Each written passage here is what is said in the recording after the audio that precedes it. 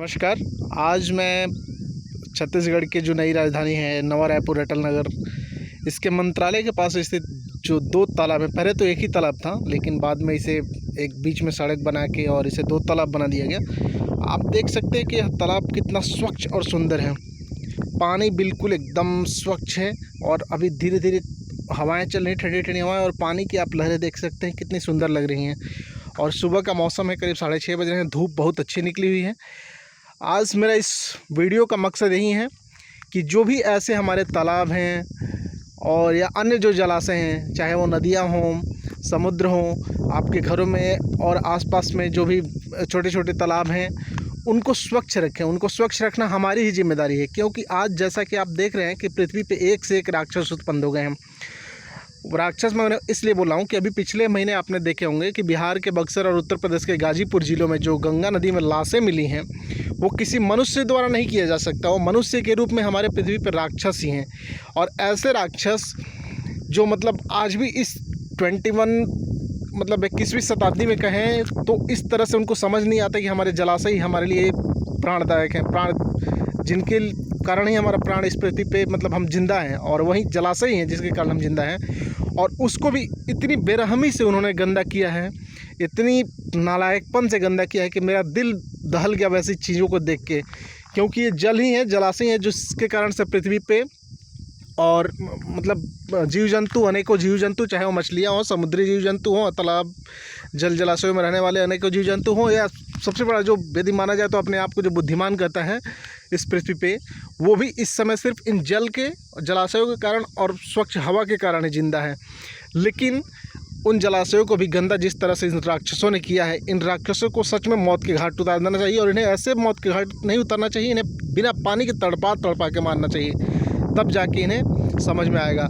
लेकिन रही बात उन जलाशयों को गंदा करने में जो उन राक्षसों का हाथ था, क्या हमारा भी हाथ था उसमें? हाँ, यदि वो सिर्फ एक आदमी का काम नहीं है, एक आदमी इतनी डेड बॉडीज नहीं फेंक सकता है इतने जलाशयों में। वो किसी न किसी ग्रुप का, यानी 2-4 लोग उसमें मिले हैं, और 2-4 लोग भी 100 लाशें 120 लाशें कहाँ से लाएंगे ऐसा पता नहीं है।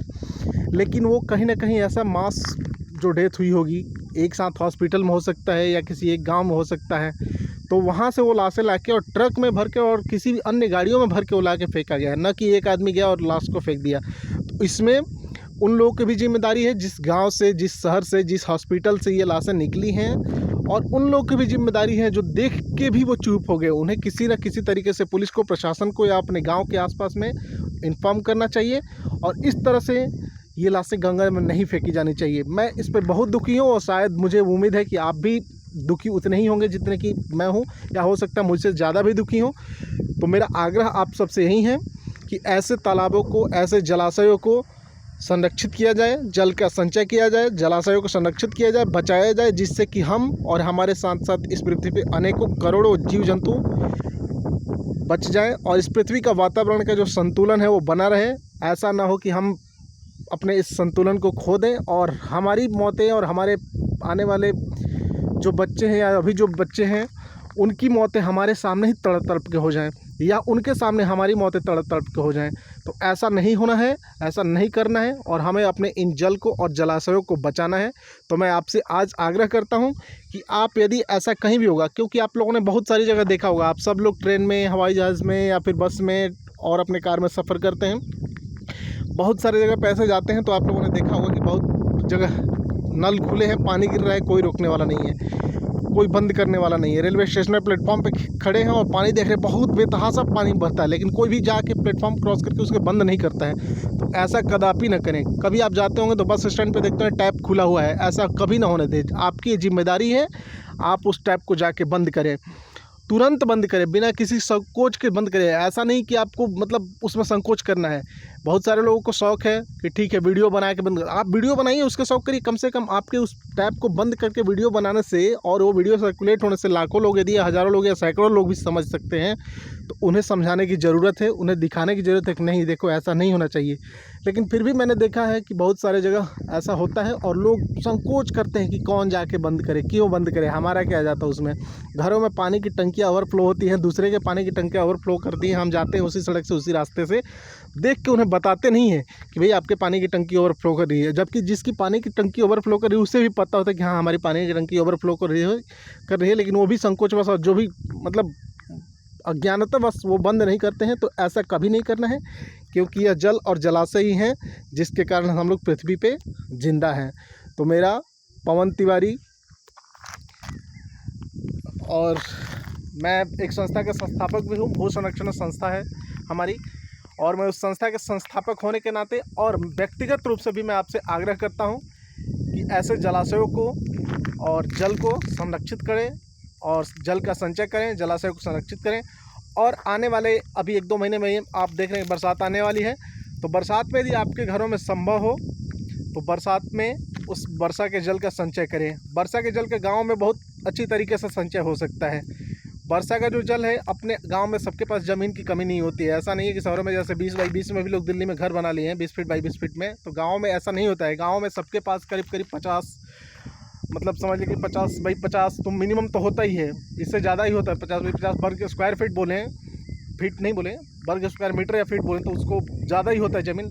लेकिन लोग गांव में भी अब वर्षा जल संचय का व्यवस्था करना पड़ेगा। यदि अपने गांव में, अपने घरों में भी हम छोटे छोटे तालाब बाई 10 का ही गड्ढा खन लें और उससे हम बढ़िया से प्लास्टर करके और उसके जल का संचय करें, उसे ढक दें। जब बारिश ख़त्म हो जाएगी या फिर जब पानी की हमारे पास कमी होगी तो उस वर्षा के जल का हम लोग उपयोग कर सकते हैं। वर्षा के जल जैसे हम लोग गड्ढों में यदि हम लोग संचित कर लिए तो वो धीरे से हम लोग अपने टुल्लू में भी के माध्यम से अपने टंकियों में चढ़ा सकते हैं। और वो पानी भले हम पीने के काम ना आए हमारे, लेकिन अपने जो आसपास के पौधे हैं, कपड़े धोने के काम आ सकता है, बर्तन धोने के काम आ सकता है, अपने पौधों में पानी देने के काम आ सकता है।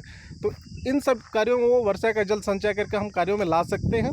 तो मेरा आप सबसे आग्रह है कि वर्षा का जल का संचय करें। और आजकल जैसे कि रेन वाटर हार्वेस्टिंग का काम आप लोग सुने होंगे। रेन वाटर हार्वेस्टिंग क्या होता है? तो रेन वाटर हार्वेस्टिंग में जो वर्षा का जल है या जो भी जल हमारे पास है उसको वेस्ट नहीं करना है, उसको हमने वाटर रिचार्ज करना है। पृथ्वी के जो जलाशय धरातल है, धरातल के नीचे जो पानी है उसको रिचार्ज करना है। तो यदि संभव हो तो आप अपने स्तर पर ही रेन वाटर हार्वेस्टिंग की व्यवस्था करें, अपने घरों में करें। जो लोग नया घर बना रहे हैं, प्लॉट लेके घर बना रहे हैं, उन लोगों से तो विशेष आग्रह है कि वो वाटर हार्वेस्टिंग की व्यवस्था ज़रूर करें और अपने घरों में, अपने प्लॉट के आसपास में रेन वाटर हार्वेस्टिंग ज़रूर लगाएं।